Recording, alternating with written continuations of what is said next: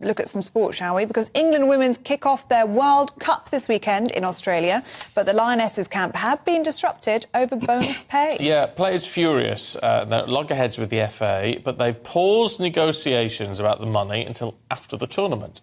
Question is, should women's football be receiving the same pay as the men's game? Well, we're joined by Aidan Magee and former referee Janie Frampton, who are on very different sides on this. Aidan, let's kick off with you, should we please? Because you're being quite controversial, I think.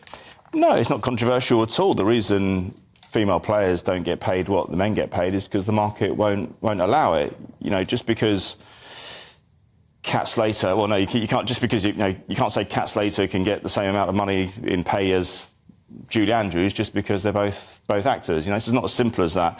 Most football teams within the WSL are surviving as part of the Premier League club, and I'm not sure they would survive on their own. And my fear for women's football is that at the moment we're building from the top down when we should be building from the bottom up.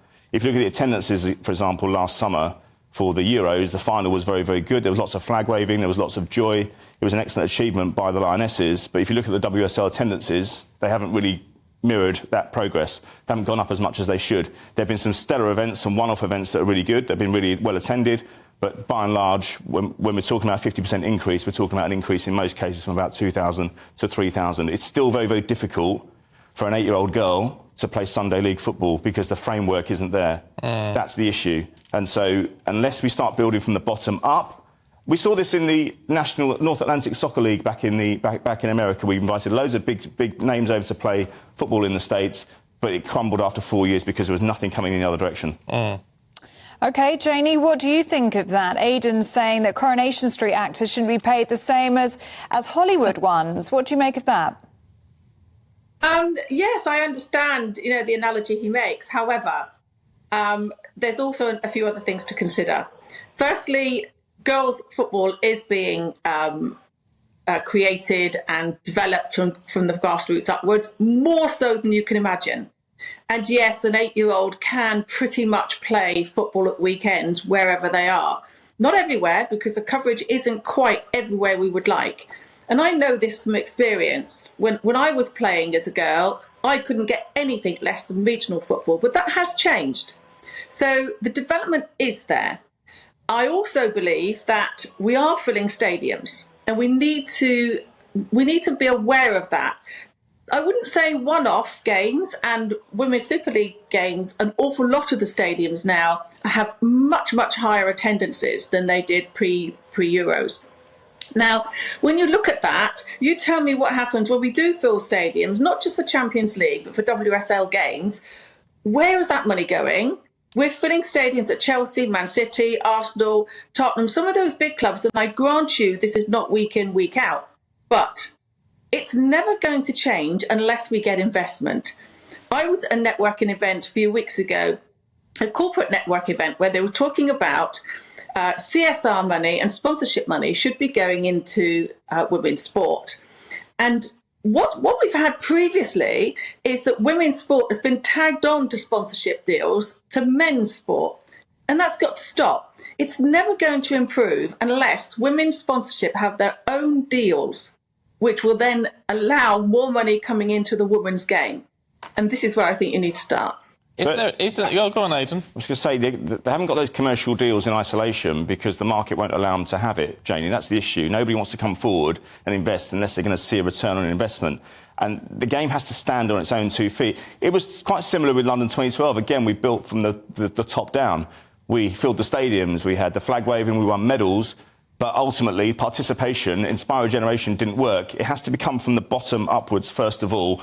And it's a numbers game here. You're not going to But Janie's saying it is starting at the bottom. I disagree. It's improving, but it's got so much more to do. And it's a numbers game here. Most of the strongest football teams in the world are because they're drawing from a wider pool. And unless you increase the size of that pool, with participation, with the FA doing more to provide green spaces for girls to play football, with girls starting to play football at an earlier age, seeing it more in schools. We don't see it enough in schools. We're seeing it more, but we need to see it even more. But Janie, is there an argument there? If you take some of what Aidan is saying as being right, you need bigger participation, you need better sponsorship and all the rest of it. But is there an argument then to say you pay them the same, that's actually an incentive. It's a bit chicken and egg, isn't it? It is, but do you know what? This happened with broadcasting. No major broadcasters were taking women's football. Somebody then had to step out of that loop and take it, almost as a lost leader.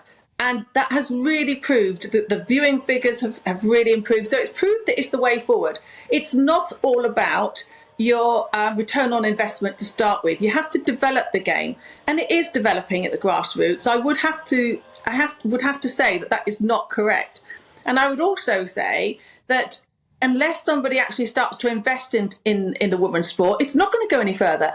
I don't believe we can have parity in equal pay. I really don't believe we can, because that is a long way away. But when you look at the pittance some of these girls are being paid, they're representing their country. That needs to improve. Slowly but surely it needs to improve. It's not going to change overnight. But you can't let it just fester where it is and expect nothing to happen if you're not going to invest in that. The FA did say, Janie, a few years ago that the men do get paid the same per international appearance, but it's an empty gesture in a way, because a lot of people don't realise that the men only actually get paid a couple of grand every time they play. Yeah, and I totally agree with that. You know, having worked in football as many decades as I have, I totally agree that when you play for your country, you don't get paid extra. That was always been an argument with the major clubs releasing their players.